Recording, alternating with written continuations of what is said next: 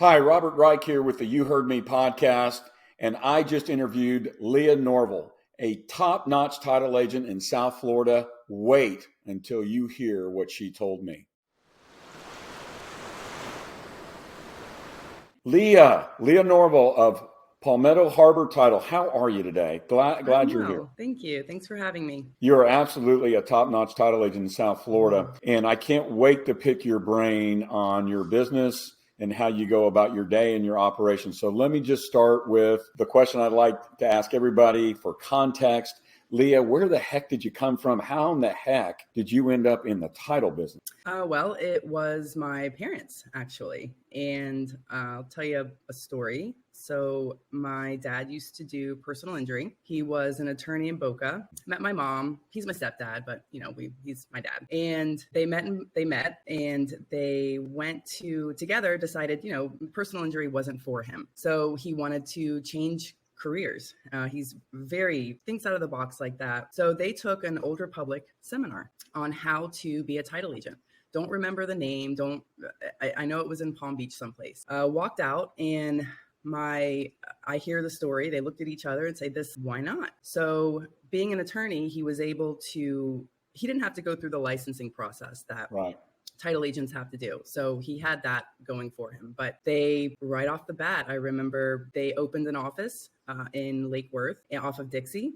They were a 3-man show. It was, 2-man at first, my mom and my dad. And I've heard stories where they would print these packages or the packages for the mortgage package at like a Kinko's or a Staples. And they would do everything in a one-room office. And that's where they started. And that's how I became involved, because I would work there during summers. At that time, I was near a senior in high school, maybe a junior. And I would stuff envelopes. I would just process slightly, until I got more acclimated to it. Leah, what year was this, just for context? It was, I want to say it was like 1999, 2000. So they've been in the business for 25 years now and been through the ups and downs. So the point of me asking that question was in 2000 or in 1998, 99, we weren't very digital in the title industry, were we? It was a lot of paper, a lot of manual. Boy, have we come a long way. And I remember,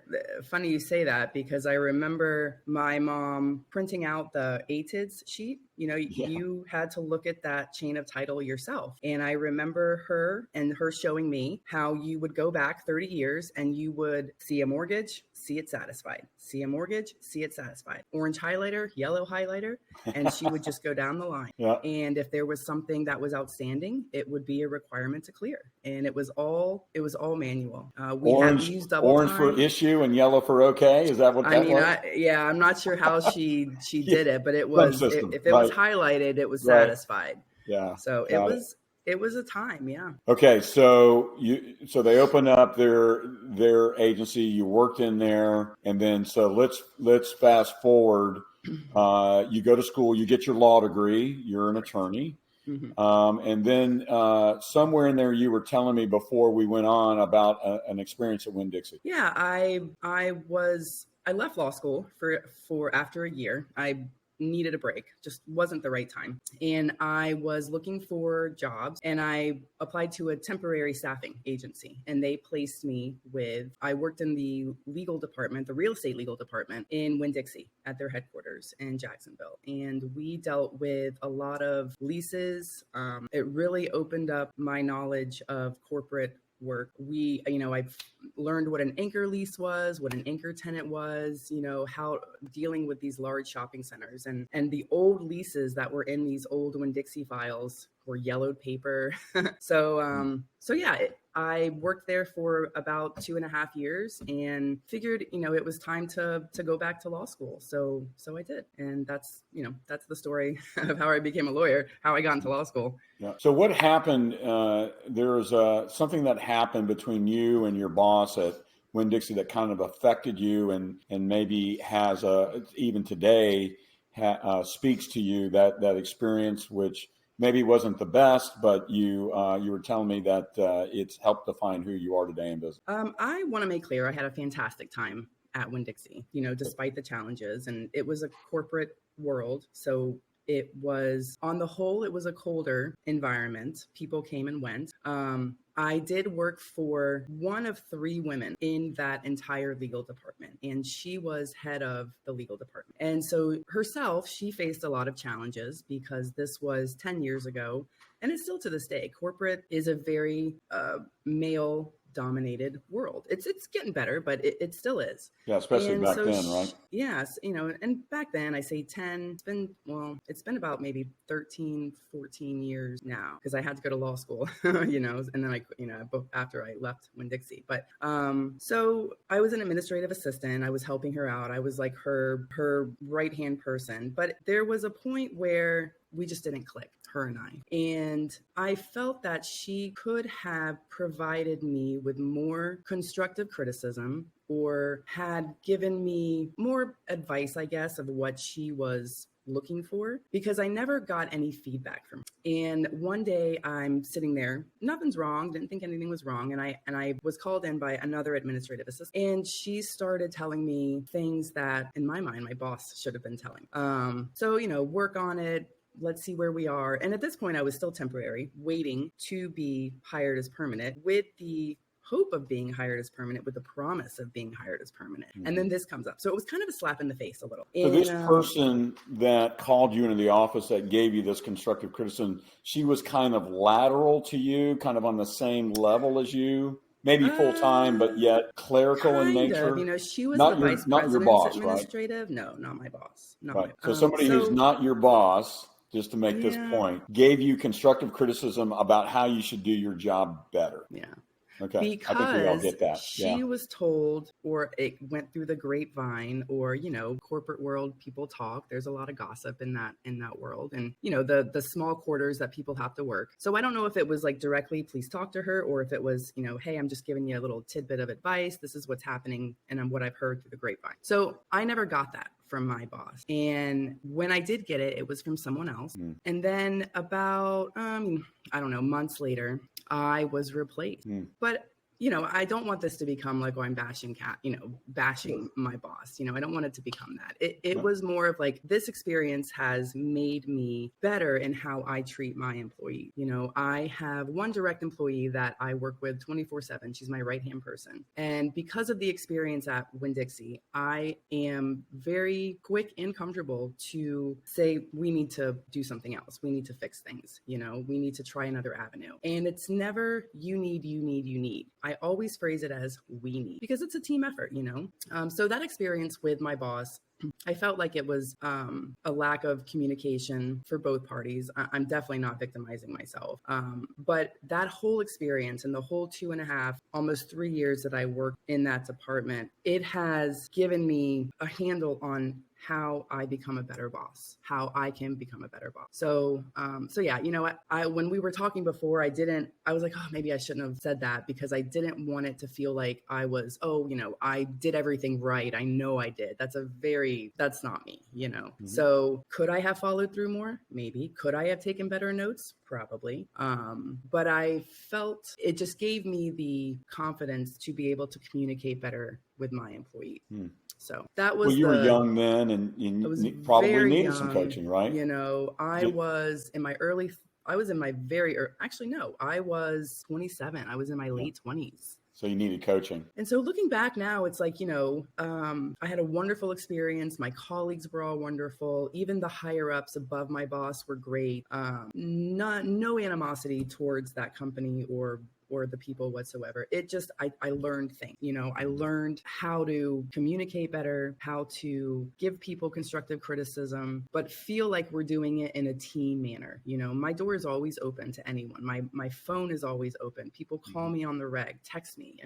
My availability is one thing to my employees, to my clients, to my customers that I am very proud of. It's sometimes busy, obviously, but there's never a time where I can't talk to you, or if I've said I'll call you back, it's immediately or at least 24 hours. It's like a personal policy of mine. So let me ask you to tell us, I get that it has in a positive way affected how you interact with your employees, but it also, I think, has affected how you communicate with homeowners and your realtor customers. Oh In yeah. fact, you even have a corporate motto that you fashioned out of this experience, and probably others as well. And so maybe share how this translates to today, and tell us what your corporate motto is. So my corporate motto is committed to your closing. And we are. I mean, we are a two-man show, me and my assistant. And I stress communication, and I want the person to feel like we are doing everything that we can in order to close your deal. And stuff happens. I understand. And people understand that. But when something comes up, I don't sit on it. I call, I make sure everyone's aware. I make sure the parties that are responsible for it are aware, are taking care of it. And so it translates to showing my clients that you matter as a customer, as a client. We're showing up for you. And it 9 times out of 10 makes the transaction smooth. You know, people know what's coming. They know if there's a speed bump, they know as early as possible, and we deal with it. And so it's translated to most of my transactions are very nice. You know, yes, there's some things happen, and 100% can never be great. But my experience in the last 7 years is, this way of doing business is what people want. And it's done me well. So let's fast forward then. You've got this experience. You've learned how to talk to staff, and you start a title agency called Palmetto Harbor Title. Is it right in Lake Worth? It's in Boca. In Boca, right near Lake Worth, if you know South Florida. So in Boca in 2017. So Correct. You've had these experiences. Tell us about why you decided, despite these experiences, to get into title, and where you guys are today. I mean, I think you've got some affiliate agencies now as well, across colleagues and family. So give us that whole beginning. So I was licensed as an attorney in 2014, and I immediately went to work for my dad's law firm immediately. And it was something I knew I was going to do. You know, I had the experience in real estate. I had, at this point, really over 10 years of doing closings, of processing, of knowing what documents are needed. So I had an extensive background already. Knew I wanted to get into title when I got out, through law school. I was like, oh, maybe I'll be a prosecutor. I always, there were always little diversions of maybes and what ifs, but it was always real estate. And I worked in the law firm, closing files, doing transactional work, leases for about 3 years. And I had an opportunity to open up a title agency in Boca because we could tell the market was changing and it would increase the footprint that my family has. And we're pretty extensive now, but it would increase it to the southern market, and especially in the Broward market where buyers can pick and pay for title, if you're familiar with that. Sure. And so, and it worked. And we had a, successful 7 years. And so we're in the Boca market, and we are going strong there. We still have the law firm in Lake Worth that my dad runs, still does title. We also assist in hard money lending. We do leases. We do probates at the law firm. So we have that, probates, wills, and trusts. And then my sister owns a title company in Port St. Lucie, Fairwater Title, and she has the office in Port St. Lucie. She has a satellite office in Fort Pierce, and she maintains, an office by appointment only in Melbourne. So we are up and down the coast of Florida, and we do all over Florida. We've done across the state, we've done middle of the state. We don't have offices there, but we have reached there. Awesome. Okay, so you set up you start up PHT, Palmetto Harbor Title. Was it smooth sailing from the beginning? Did you have customers coming out of the woodwork, or was it a bit of a slog? From the October, so we started, I remember October 2017, that first year was a little rough. I had contacts already, so from working at the law firm. So what one office may not have been able to close for whatever reason, it was sent down to me. So I had that, I guess, privilege in the beginning to have referrals, to have clients. They knew that I was in the real estate business. They now know we're in Boca. My turning point came when I met an angel, really. And one specific realtor that I met, and I remember the exact day that I met her, October 2017, I paid $600 to sponsor a table at this event, the network marketing events that happen. And I met her, and she was working for one brokerage at one point. She gave me maybe 1 or 2 deals, loved how I did business. And at that time I was by myself. And then she moved to a larger brokerage and she was handling listings in Palm Beach County. And if you're a title company in Palm Beach County and you find a listing agent, you are doing quite well. And they are producing, you're doing quite well. Better than gold. And yeah. I was very lucky to meet her, because she, not only did she give me everything she could, we clicked, and she loved how I worked. But she has also opened me up and introduced me to other realtors. And I've made connections. I've been able to make connections with other realtors in the South Florida area, to where now throughout this brokerage, even if you don't work with me, I've been told I'm known. I don't want to be like, toot toot, but that's okay. This is the place for it. But so that feels great. I have built my reputation in South Florida amongst different realtors of, the white glove service and communication, and I do what's necessary to get the file done within reason, obviously. But yeah, I was very fortunate, because up until September of last year, when kind of real estate, everyone wasn't doing well in real estate. She was a blessing, and pat on my back too for the work that we did, me and my assistant at that time.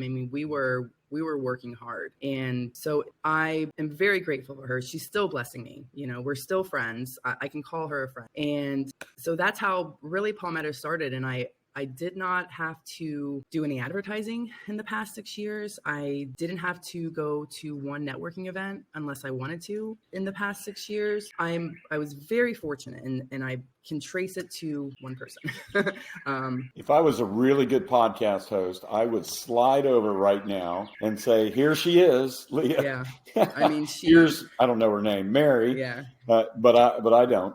So let me just then ask you to put yourself in her shoes. If she was here and I turned to her and I'd say, Mary, what makes Leah so great to you? Why did you attach to her when she first got in, when she first opened up Palmetto Harbor Title? What made her stand out to you? What would she say? She would probably say divine intervention. Because it was 1 or 2 deals, and then she called me when she switched brokerages, asked me if I could price match for her in-house title company, and I could. And it was ever since then. I think that she would say that I'm my white glove service, the work product that we put out. I'm very communicative to her clients, and it shows, it shows in the work that my assistants and I do for her clients, for her colleague. Always available. My availability is a big thing, and I've mentioned that before. So yeah, I'm a good person, I think she would say. I think there was a connection with us in the beginning, and I can't put my finger on it, but it was something. I remember her distinctly. I remember exactly where I was standing in the room in front of the table. So yeah. Things just happen like that sometimes. Yeah. So, what's interesting that you said, and I'll just comment on, is that she went to work for a larger brokerage where she was a captured agent. Mm-hmm. They had an in-house title agency, and yet she decided, and I'm not saying there's anything wrong with captured agencies. They're the way of the world, especially in Florida, but not every title agent has that relationship, right. That strategic partnership. So you got a top producing agent to decide not to use the in-house title agency and instead come to you. And you did that, from what I hear you saying, because you worked hard for her. You were available for her. You did do some price matching, which is important, but that's not the only thing. If you'd have price matched Leah and then done a terrible job or a half-assed job, then it wouldn't have mattered. So you delivered quality on a good price, and yet you created this relationship over time with her that mattered. So business is business, and a business that is also relationship oriented is just that much better. Yeah, which title work, and this industry is relationship based, no doubt. I mean, customer service based, relationship based. You're providing an intangible product that people, they can't, it's a piece of paper, and so some people don't understand it. Some people don't care. They don't care how you get to the closing table, just as long as you get there. And so yeah, I mean, that's what my whole business is about connecting and making relationships and cultivating those relationships, which is why I rely on so much my employees, because they're the ones that are doing the work, pounding the pavement. I feel like my job is schmoozing, going out networking and doing podcasts, more fun than sitting in an office and calling people and chasing things, I feel the same way. Yeah. Needless to say. So I'm guessing that your clients, this agent and others, I'm guessing you don't tell them, well, I only take phone calls between 1 and 3:30 in the afternoon. Is that the case?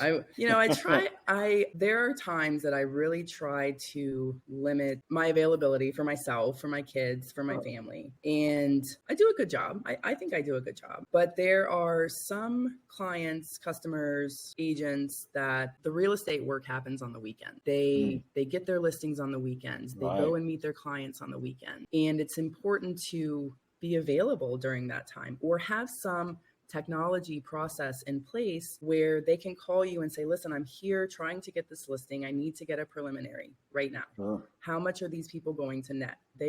People care about, and I'm in the industry, so this is what I care about too, but people care about that net amount. They want to know how much they're going to leave that table with for whatever reason. And so I think the availability needs to be different than what your normal 9 to 5 person is, and so that's why I do it, because most of the work happens on the weekend. Yeah. And if I need to take 2 days off during the week, this is why I work for myself. So you'll take an 8:30 call Saturday night, will you? Okay. I mean, we tried to do an 8 a.m. call, remember? And I was like, no. Nowadays, it's a little hard because my kids don't leave the house until 8:30. So, but I have a very present husband. Thank you.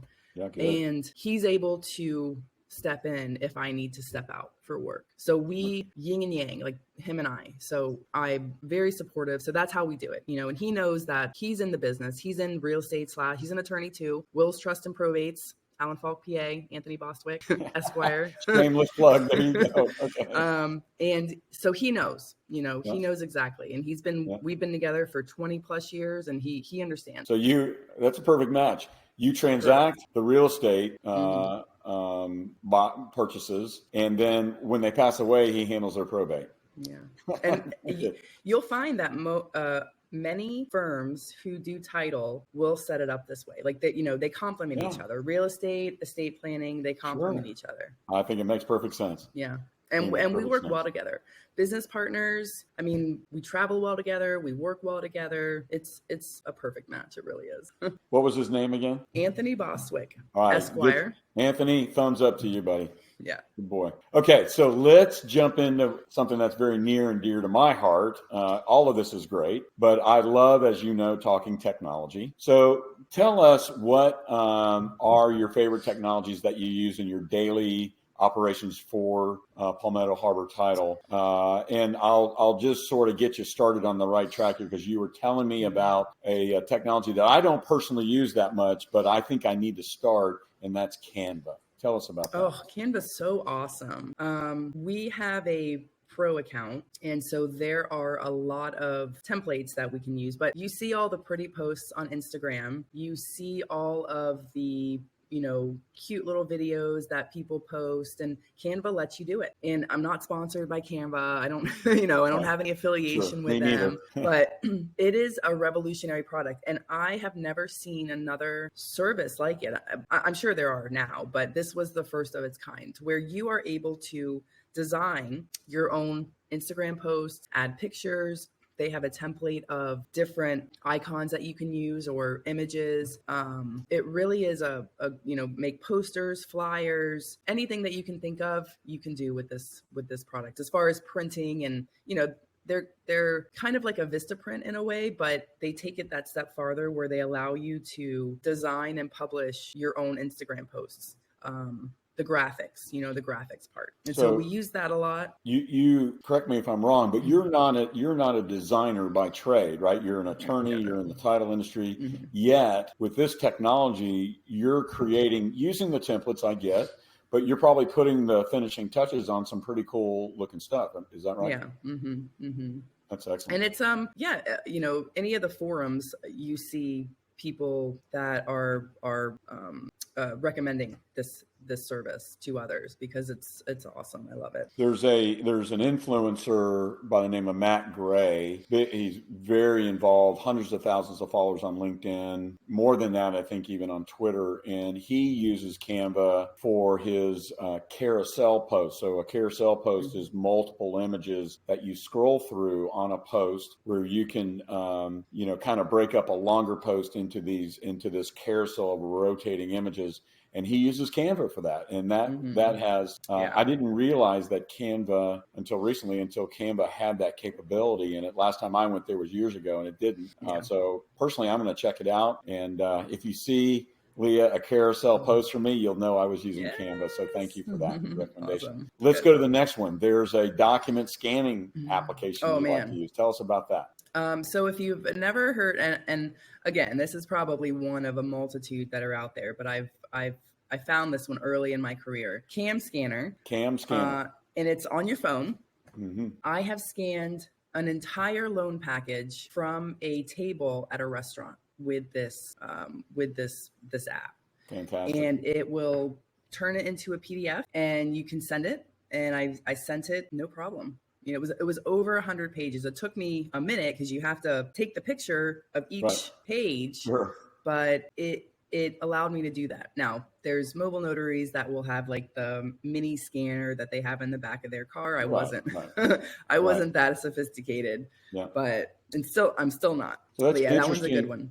You were able to scan 100 pages and legal size. Pardon me? Legal size pages. Good. And yet the Cam Scanner application must have reduced the file size enough, because if you just shot 100 pages on your phone, the file size would be way too big, even after 5 or 6 or 7 pages, for you to send it cellular or maybe even Wi-Fi for that matter through are you using an iPhone or an Android? It was an iPhone. Yeah. Through the Apple system, it just wouldn't take that big of a file. Right. But yet 100 pages through Cam Scanner, you sent through no problem? Mm-hmm. Yeah, they do. They compress it to a PDF. Yeah. And they allow you to email it to whomever. There you go. I don't care if you're a title agent or you're a real estate agent scanning contracts, or it doesn't matter who you are. That's a tremendous benefit and feature. Thanks for sharing that. Okay, last one is this system called MTA Go. So MTA, the letters MTA Go. I want to say that correctly. Tell us about that, please. Title agents might be familiar with it. It's a report collector, I think is what it could be described as, in the sense of it will pull the new listings. Let's say you check it in the morning on Monday. You notice it'll pull new listings and from the MLS that are maybe like a day or two, and it will give you the information about the listing agent. You can also do your own data, farming about the top title agents in the county. Mm-hmm. So it collects a lot of data and puts it into a cohesive report for you. So as a title agent, what I would use it for is in the mornings on Monday, I would look at the new contracts, that they've signed, over the weekend, and something that's come under contract. So that's and again, the reason for the Monday is the weekend is where this work usually happens. Busy. So then you're able to find, and don't ask me how, but you're able to find the agent's information, possibly an email, but you can contact them, do a cold call or a cold email and say, hey, I've congratulations on getting into contract. Here is a preliminary net sheet for you from our title agency. We'd love to be your title agent if your clients are looking. So it's a again, don't ask me how it works, but it is a vehicle for title agent representatives to cold call and get that business. So that's something that I haven't used it in a while, but it's something that is useful. And I know that there are other agencies that use it because it is, I've seen some of my realtors get the same emails from these title sales reps who know that they've signed something, and they get that email out there to them saying, hey, we're from so-and-so title agency. Here's our net sheet. We'd love to work with you. That's awesome. So that's we call it cold outreach. That's your farming and cold outreach and approach. Have you ever called the agents instead of sending an email? Did you ever test that?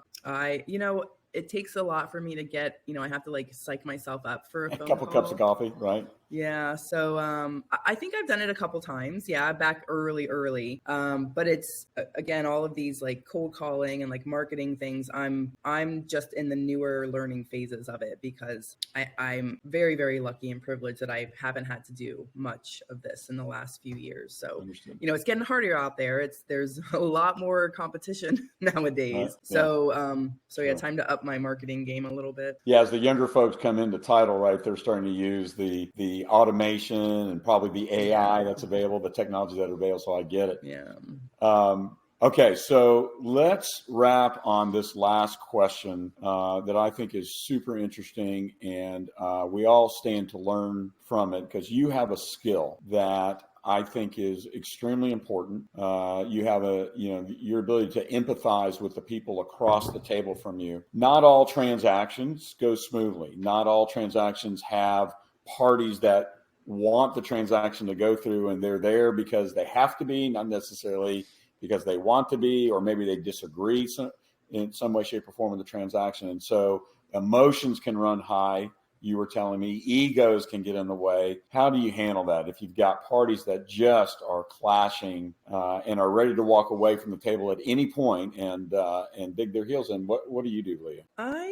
I stay calm. And in fact, I was telling you this morning, we had a rough morning with my toddlers. And one of the things that my husband says a lot is how I maintain my composure, especially with the kids, and I think, and I bring that over to the closing table because not everyone does this every day. Not everyone sells a house. Not everyone purchases a house. I'm desensitized to the amount of money that it takes because I see that large amount of money every day. But for someone who is buying their first home or, selling their first home, this is not common for them. So I sometimes have to remind myself that, $1,000 for me may not seem, for me, it's a lot personally, but professionally, $1,000 is not a substantial amount of money compared to $350,000, So I'm desensitized to it a little bit. So I have to remind myself that people don't deal with this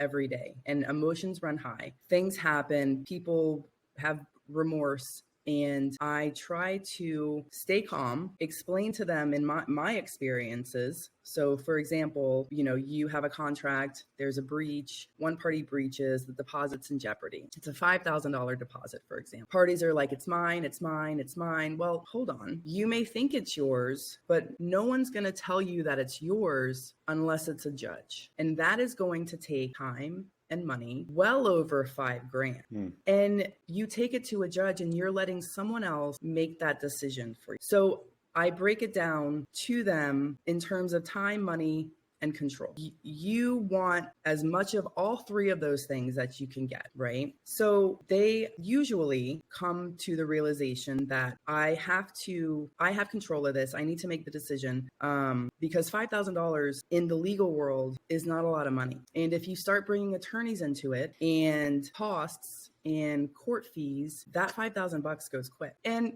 this is the run of the mill. We deal with, $5,000, $10,000, $15,000 deposits. That's the norm in my market. And I understand that there's other situations where, that deposit is worth going to court for. So in no way am I like downplaying this situation, but most of the time for the general lay person, it is better in everyone's interest to agree on it. at the table. You know, you're in control, buyer, seller, you're in control of what you do. Because some people are so wrapped up in the time it's taken and the money it's taken, and they're kind of blinded by, oh, you know, you breached, it's my money, it's my deposit. Well, you know, there's different factors, different variables that come in. It's not always black and white like that. And are you the people aren't voice of familiar reason? with it. Are you the voice of reason for them? Is this, You know, I kind of your do. I approach try for to this? be the voice of reason, because Mhm. I've been through it, and I know, you know, I've done deposit disputes before. I've done, you know, they call them, oh, I can't even think of the term now, but basically if I'm holding the money, I have to file the lawsuit and name the two buyer and sellers as defendants. And then I back out and they have to fight it out. Can't think of the word right now, man, but it's a interplead. I don't know. Intermediary? So anyway, Is it an and that takes intermediary? time and money. Intermediary? You know, I'm gonna think look it somewhat. up. I'll let you know. Okay. But All right. it's but it takes time and money, you know. Yeah. So, and it's often more money than what people are willing to do, and what they're it makes them step back and think about taking that aggressive route, because it's long and hard, and you may not get in front of a judge if the courts are backed up for months. Yeah, sure. And then, you know, your deposit's just sitting out there. Well, you know, this kind of reminds me of that parenting philosophy where if you've got toddlers, I used to have them. If your child falls down, skins its knee, looks up at you and is upset by it, maybe is going to cry and be really upset by it. But then they look up at mom or dad and they see mom or dad calm. You're okay. It's going to work out. And they see that calm personality in front of them, and it calms them down. And I think, and I'm not trying to equate people to a child skinning the knee, but by the same token, when they look across the table and they see Leah, calm, cool, and collected, the voice of reason with some logic as to how we can work through this, I think that's tremendously valuable to them. Yeah. Very good. Leah, thank you so much for coming on. You heard me. I appreciate it. How can people contact you if I'm we've got real estate agents out there who see the podcast in South Florida, maybe a title agent from across the country wants to chat with you about something. Let's direct them to the right place. So you can go to my website, palmettoharbortitle.com. Contact us. You know, it goes directly to my email. I have social media, Leah Norville Bostwick, my married name. We have social media. Spell your last name. B is Bostwick, B as in boy, OSTWICK. Got it. And on Facebook, I am on Instagram under the same name. And so I'm pretty easy to get in contact with. Super good. Don't anybody call her at 8:30 on a Saturday night, though? I'll be sleeping probably. My kids, they run me ragged during the day. You don't need more of this. Leah, thank you. We'll talk to you soon. You. Really enjoyed this. Excellent. Take care.